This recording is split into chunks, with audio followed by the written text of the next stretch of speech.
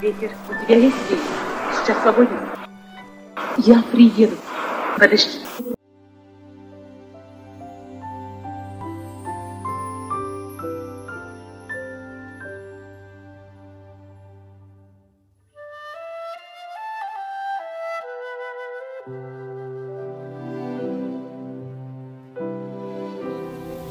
Ты слишком беспощаден сегодня, ветер.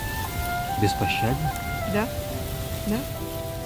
Но если ты можешь повысить голос, отмахнуться от товарищей, не заметить, как доверяешь только себе, нет. На каком бы посту тебя не застала эта болезнь, надо немедленно менять работу. Так говорят врачи. Это я сам. Врачи только подтверждают.